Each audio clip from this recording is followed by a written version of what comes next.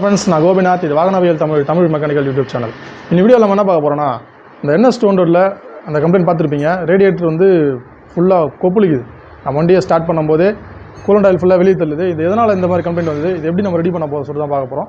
இந்த கம்ப்ளைண்ட் ஏன் வருது, அது எப்படி வராமல் தவிர்க்கலாம்னு சொல்லிட்டு வீடியோவில் பார்க்க போகிறோம். ஓகே ஃப்ரெண்ட்ஸ், வீடியோக்குள்ளே போகலாம்.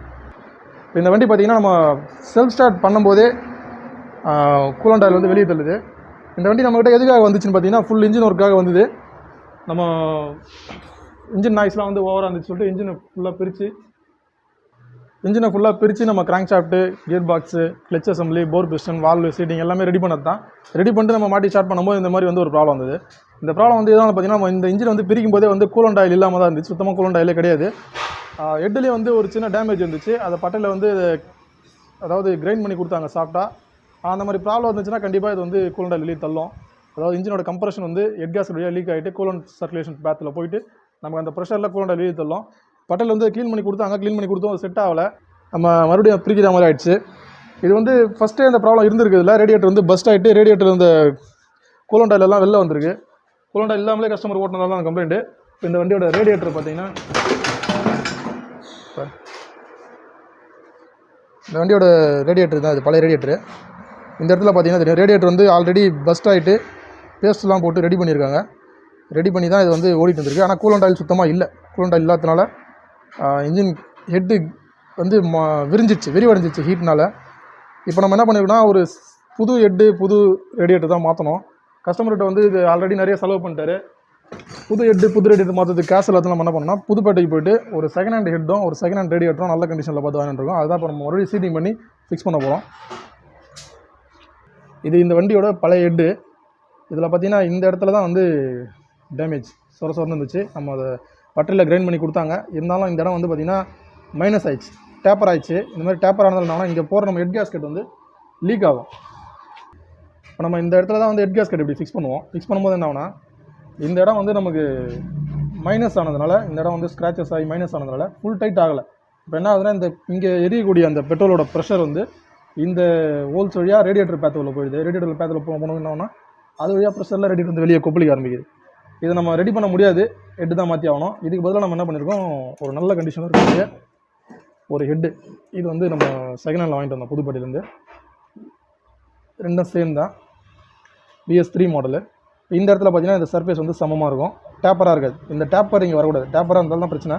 டேப்பர் இல்லாமல் ஒரு நல்ல ஹெட்டாக பார்த்து வாங்கிட்டு வந்திருக்கோம்.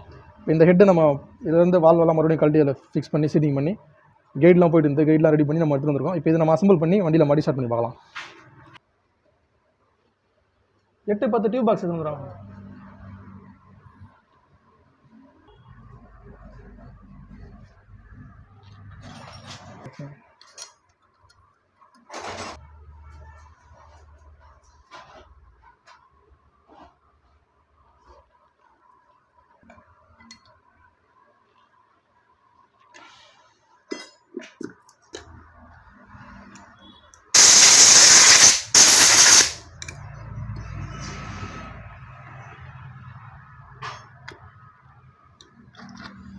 இந்த சர்க்கிள் பிளேயர் கூட ஃப்ரெண்ட்ஸ், இப்போ நம்ம அந்த புது ஹெட்டில் ரேக்கராம் கேம் ஷாஃப்ட்டு எல்லாமே அசம்பிள் பண்ணி முடிச்சிட்டோம். அந்த ஹெட்டு நம்ம ஃபிக்ஸ் பண்ணிடலாம்.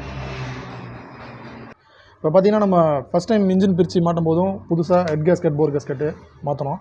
இப்போ மறுபடியும் நம்ம பிரிச்சுட்டு மறுபடியும் மாட்டும் போதும் புதுசு தான் மாற்றி ஆகணும். பழசை போடக்கூடாது. ஏன்னா பழசு போட்டிங்கன்னா அது ஒன்ஸ் நம்ம இன்ஜினை டைட் பண்ணும்போதே வந்து அது டேமேஜ் ஆகும். அதாவது டைட் பண்ணிட்டு கழட்டும் போது டேமேஜ் ஆகிடும். நம்ம அதனால் அதே திரும்ப போட முடியாது. அது நல்லா இருந்தால் கூட அதை எடுத்துகிட்டு நம்ம புதுசு தான் போடணும். இது ரேட்டு பார்த்தீங்கன்னா, ஹெட் கேஸ்கெட் மட்டும் ஒரு 344 ரூபா வரும். போர் கேஸ்கெட்டு ஒரு 60 ரூபா வரும். மொத்தமாக ஒரு 400 ரூபா வரும். இந்த 400 ரூபா நம்ம செலவு பண்ணி தான் ஆகணும். ரெண்டாவது வேறு வழி இல்லை. ஏன்னா செலவு பண்ணலன்னா மறுபடியும் ஆயில் லீக்கேஜ் வரும், கூலண்ட் லீக்கேஜ் வரும். அந்த மாதிரி நிறைய பிரச்சனைகள் வரது வாய்ப்பு இருக்குது. அதனால் வந்து ஹெட் கேஸ்கெட், போர் கேஸ்கெட் பொறுத்த வரைக்கும் ஒன்ஸ் இதை மாட்டிட்டு பிரிச்சோன்னா புதுசு தான் மாற்றி ஆகணும். Okay friends.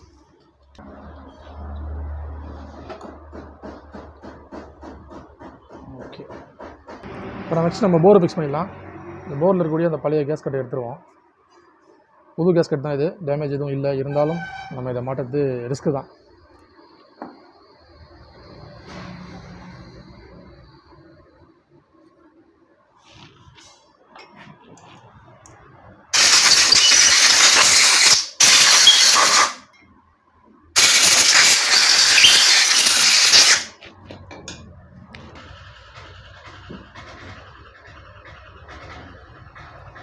நல்லா லூப்ரிகேட் பண்ணிக்கலாம்.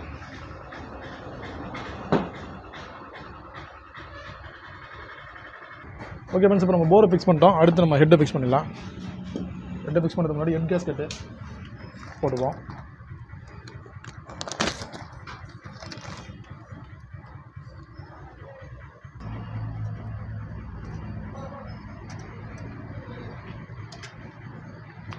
ஓகே ஓகே, நம்ம ஹெட் கேஸ்கெட் ஃபிக்ஸ் பண்ணிட்டோம். அடுத்து ஹெட்டு.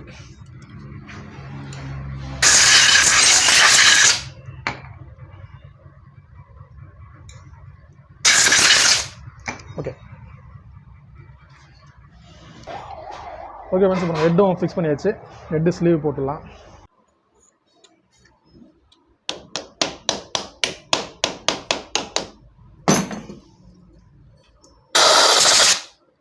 ஓகே, ஸ்லீவோட காட்டை டைட் பண்ணிக்கலாம். ஓகே, இப்போ நம்ம ஹெட்டு போல்டெலாம் போட்டு டைட் பண்ணிக்கலாம்.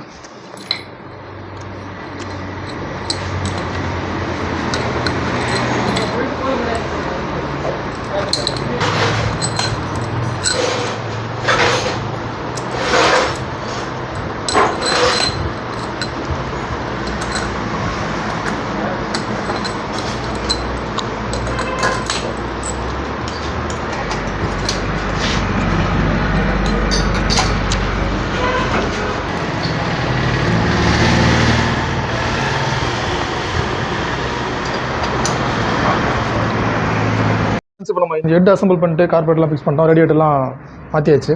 இப்போ நம்ம கூலண்ட் ஆயில் ஊற்றிட்டு ஸ்டார்ட் பண்ணி பார்த்துடலாம்.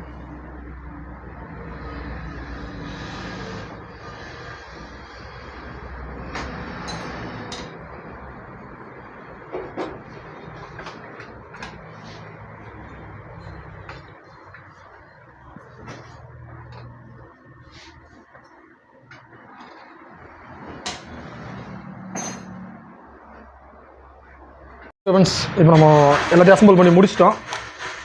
பைக்கை ஸ்டார்ட் பண்ணி பார்த்துடலாம். ஃபஸ்ட்டு நம்ம பார்த்துருப்போம், செல்ஃப் போடும்போதே கூலண்ட் வெளியே தள்ளிச்சு. இப்போது பார்ப்போம். பக்காவாக இருக்குது. வண்டி கரெக்டாக ஸ்டார்ட் ஆகி ஓடிட்டுருக்கு.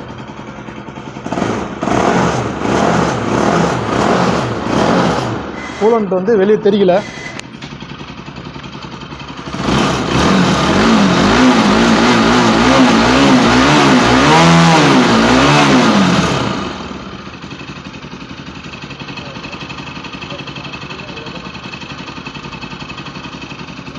எவ்வளோ ரேஸ் பண்ணாலும் வந்து வண்டியோட கூலண்ட் வெளியே தள்ளல. இன்ஜின் சவுண்டும் ஸ்மூத்தாக இருக்குது.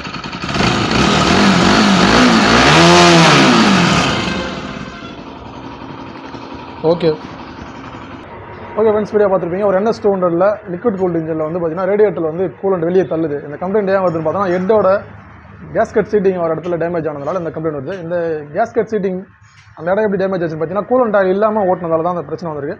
கூலண்ட் ஆயில் இல்லாமல் ஓட்டினா இன்ஜின் வந்து ஓவராக ஹீட் ஆகும். அப்போ என்ன ஆகும், ஹெட் வந்து அந்த இடத்துல வந்து ஸ்க்ராச்சஸ் ஆகி விரிவடைஞ்சிடும். அந்த மாதிரி விரிவடைஞ்சிச்சுன்னா நம்ம வந்து அந்த ஹெட் மட்டும் யூஸ் பண்ண முடியாது. யூஸ் பண்ணால் நம்ம எத்தனை தடவை கேஸ்கட் மாற்றினாலும் திரும்ப வெளியே தள்ளி தான் கூலண்ட் வந்து வெளியே தள்ளிட்டே இருக்கும். வண்டி வந்து சரியாக ஒர்க் பண்ணாது. இப்போ இந்த மாதிரி ப்ராப்ளம் வராமல் என்ன பண்ணணும், நம்ம கூலண்ட் ஆயில் லெவல் வந்து கரெக்டாக மெயின்டைன் பண்ணணும். இன்ஜின் ஆயில் மாற்றும் போது கரெக்டாக கூலண்ட் ஆயில் லெவல் செக் பண்ணிடணும்.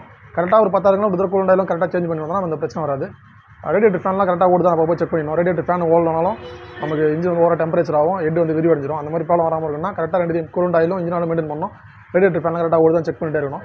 ஓகே ஃப்ரெண்ட்ஸ், வீடியோ பிடிச்ச லைக் பண்ணி வீடியோ சந்தேகம் குறைகள் தவறுதான் கமெண்ட்டில் சொல்லுங்கள். நம்ம சேனல் பிடிச்சா சப்ஸ்கிரைப் பண்ணி சப்போர்ட் பண்ணுங்கள். Thank you friends.